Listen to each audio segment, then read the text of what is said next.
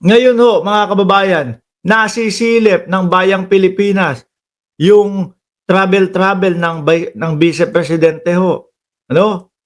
Dati nag-umpisa 'to nung bumabagyo. Naalala niyo ho, mga kababayan? Bumabagyo ho sa Pilipinas tapos ang Vice Presidente yun lumabas ng Pilipinas. 'Di ho ba?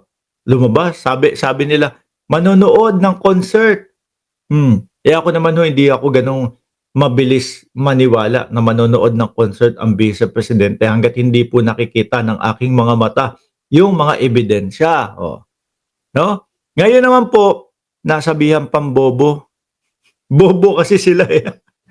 Nasabihan pa ang pangulo natin, VP Sara sa Marcos admin, bobo kasi sila, eh. Akalain niyo 'yun? Tayo nga ho mga kababayan, simpleng mamamayan, hindi konsehal, hindi congressman, hindi senador, ano po. Pero yung mga sinasabi ni Inday Sara Duterte kaya natin pong, i-rebut, eh. Hmm, Tapos ngayon eto ang pangulo na talaga namang halos nagtatrabaho doon sa tingnan niyo unti-unti silang nawawala, unti-unti silang ano, walang masabi sa pangulo at sa gobyerno. 'Di ba dati ho ano sabi nila, "Nasaan yung ₱20 na bigas? Nasaan yung ganito, ganyan?" Oh, unti-unti pong naibigay ng pangulo. Mga kababayan, wala na silang masabi. Tapos masasabihan lang ng ang Vice Presidente natin na palapasyal ho ng bobo daw ho. Sabi ng Vice Presidente, hindi ibig sabihin na personal na lakad 'yan ay holiday o pamamasyal 'yan. O hindi naman daw, hindi naman namamasyal. Kayo naman kasi, no, nagra-rally doon sa Australia. Nagra-rally doon sa ano, doon saan ba 'to? Nagra-rally sa Australia, nagra-rally doon sa The Hague, oh. 'Yun naman daw kasi ang ginagawa.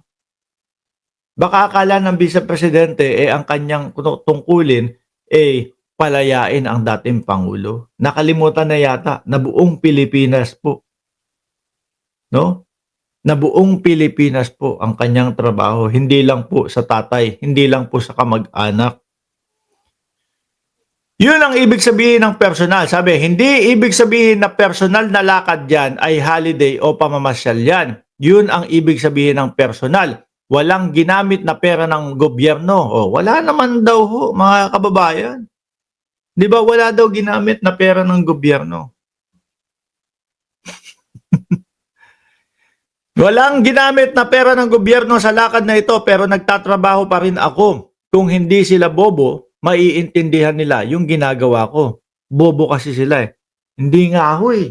No, wala kaming makitang gawa ninyo talaga, Madam VP.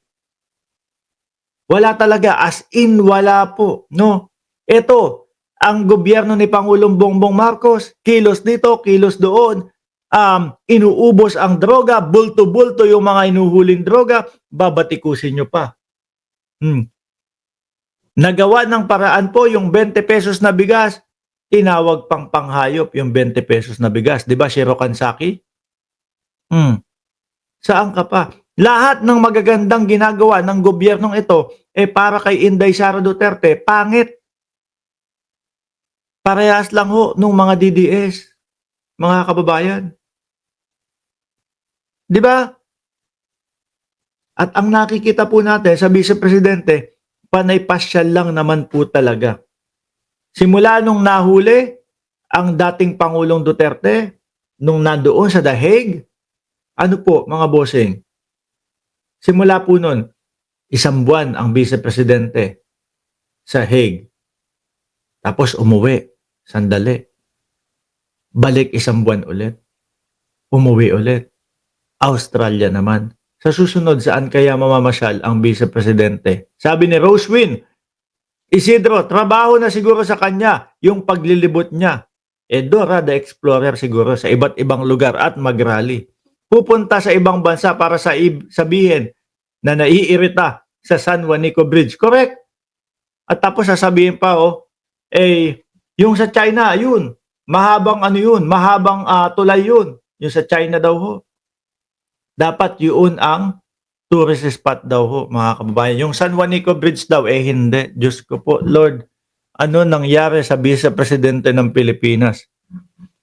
Dapat siguro sa susunod kung may election man sa China, doon na lang siguro tumakbo si Inday Sara. Ano? Doon na lang ho. Baka yun, mapapaniwala niya doon sa kanyang mga sinasabi. No? At total naman po, ang magaganda para sa ating Vice Presidente, puro po China, mga bossing. Sabi ni Annalyn Ando, for sure, Sir Mark, maraming DDS ang nakinabang ngayon sa tag 20 pesos na bigas. Correct. Gusto kasi ni Sara, siya lang ang magaling. Kaso hindi po natin makita ang kanyang galing. Pabalik-balik na lang po, papunta-punta na lang po doon sa ibang bansa para ano sabihin? Yung San Juanico Bridge hindi dapat tourist spot ho. Ngayon ho, mga kababayan, eto nakita natin dito. Yung kay Tatay Digong nila, di ba ang paulit-ulit nilang sinisigaw, kidnapping ang nangyari sa dating Pangulo? Kidnapping! Naratibo ni BP Sara. Pananakit ni Hanilet. Ipinunto versus interim release. Sabi ho dito, mga boss chipamo sir, ginamit ng ICC prosecution ang pag-question ni dating Pangulong Rodrigo Duterte sa legal proceedings, no, ng pag-aresto rito.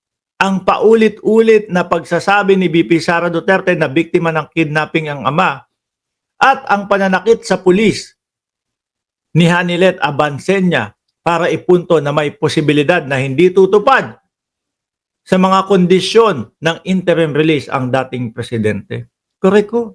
Dati pa naman ho, mga kababayan, paiba-iba na po yung mga sinasabi ng Pangulo Ganito gagawin, tapos sa susunod, iba na naman ang gagawin. Yung tipong pag nakuha yung gusto, baliwalain na yan, nandito na tayo, iba na ulit ang gusto. Di po ba? Paano sila papayagan ng ganyan? Yung mga ganyang kilos nila, nananakit, etc., etc. Paano sila papayagan? Yung sinasabing pag yan nakalabas si Duterte, yari yung mga witnesses, etc. Di po ba? May mga nakikita hong ganyang pagkilos at paggalaw sa kanila, mga bossing. Tsaka yung mga naratibo nila na kidnapping.